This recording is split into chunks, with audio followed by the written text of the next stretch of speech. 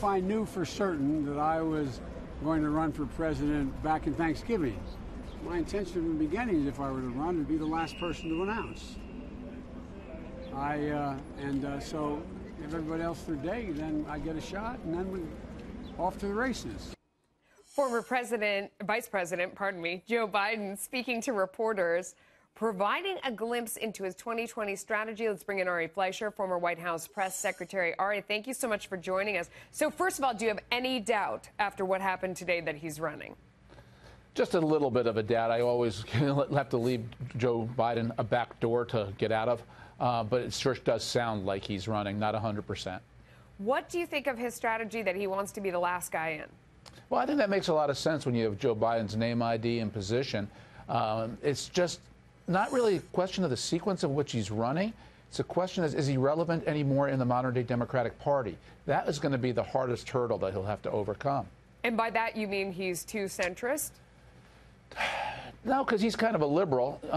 It's not that he's too centrist. It's that he doesn't quite fit in the modern mood of the Democratic Party. He is an old-time, accommodating, backslapping, reach across the aisle, get things done politician. That's always been his approach. He's a bit of a knucklehead in how he goes about it, and I think that's a fair summary of the man. But the Democrat Party is an angry party right now. It's a socialistic, energized party on ideas on the far left. Does Biden fit that? Does he fit the identity politics of the modern-day Democratic Party? That's going to be his higher hurdle. Interesting. Some Democrats have said that he's missed out on a lot of money by not getting in so far. What do you think about that?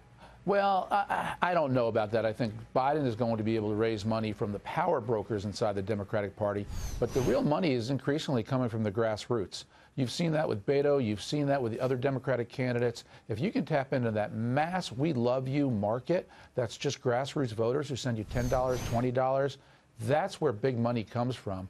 You really do run out of the big donors pretty fast in modern-day politics. So that's amazing, because that really says a lot in a very positive way about how politics has changed, that it has become, you know, more about the people as opposed to those few big donors that control things. So I like that idea.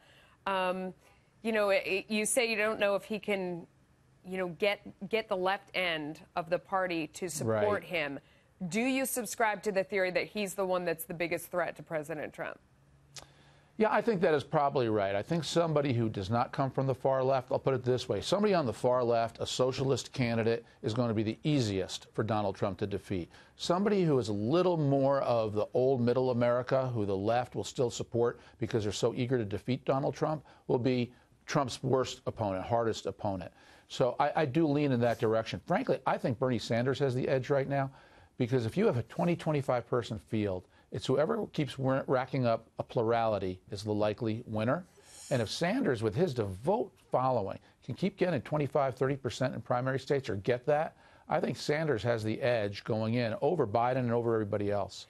Does it help him or hurt him that he kind of got this whole kerfuffle about him being handsy and creepy Uncle Joe? Does it help him that he got it out of the way before he officially announced, or do you not think it's out of the way? No, it's not fully out of the way. It's probably helpful that it happened now before he's announced, but these things are bad whenever they come up. And I think Joe Biden's joke about it today is perfectly emblematic of how this is such a difficult issue, because there are probably many people that he hugged who actually liked it. It didn't bother them. And I think there is, though, legitimately a small segment who it bothered them tremendously. It's their personal space. And that's why everybody is individual. People have different judgments. So the people who don't like it are going to be very offended by the joke he made today. On the other hand, a lot of other people just say, you know, it's not that big a deal. Welcome to how people see things differently. Yeah.